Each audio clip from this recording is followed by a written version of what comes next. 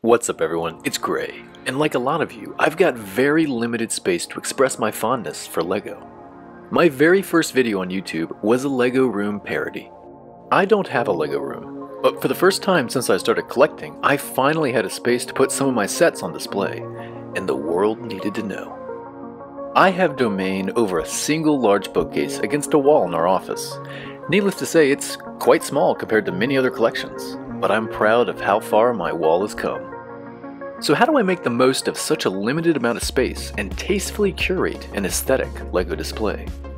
Let's take a look at some of my favorite shelves. It's worth noting that my setup is always changing. I rotate newer sets in, and others go into storage. It's probably why the process is so much fun. The shelves are 11 by 23 inches and can be adjusted in height to accommodate large, more taller sets. They're not particularly big and become easily crowded after only like 2 medium-sized models or an ARC Trooper helmet. It's a bummer. Display stands are a necessity to make the most of the space and make the ships look awesome in the process. This TIE Interceptor looks absolutely sick paired with an angled I Display It stand.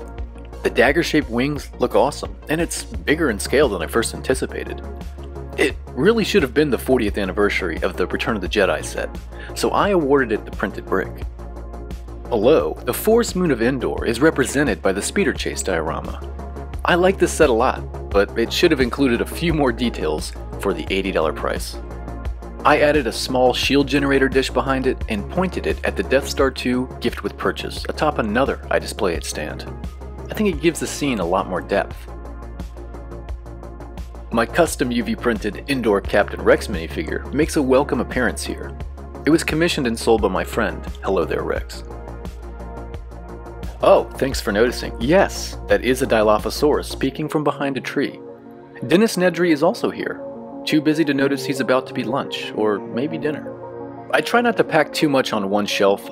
I don't want it to be too busy, but I like how the scenes flow together, and it makes me laugh thinking of Ewoks being hunted by dinosaurs. Or maybe it would be the other way around. I've got the 2021 Luke Skywalker's X-Wing Starfighter on an angled I Display It stand, allowing the S-foils to be locked in attack position. I added some small details to the front part of the engines using 1x1 and 1x2 tiles, and most importantly, remedied how high R2 was sitting behind the cockpit by putting his head on a 2x4 brick and topping it off with some 1x1 quarter tiles. I think it looks way better now. I've got nothing but good things to say about the Rogue One WWing Bomber. It's such a well-designed model, but you'll definitely need a stand to properly display it too. The long engine housings make it especially difficult to place, so I've got mine on another angled stand, but in a dive. Hey, the freed up shelf space below is just enough room to slide in a TIE Bomber, and of course, a Gonk Droid. I absolutely love this set. It's in my top 3 released this year. Not a bad ship-heavy display for such a small shelf. I've also got a cheap floating minifigure stand in the back. I swap figures out pretty regularly. It's currently holding a UCS X-Wing pilot Luke. I'm sure you'll immediately notice that yes, I'm displaying some of the Fang Fighter as a platform for the small 501st unit, commanded by the new Captain/Commander Rex minifigure. I'm not an army builder, but I admit I'd be happy to have more clones. I'd like to draw your attention to the hilarious Maddie's minifigure's quality rated card slab in the background. I'm glad to have this Clone Kriege.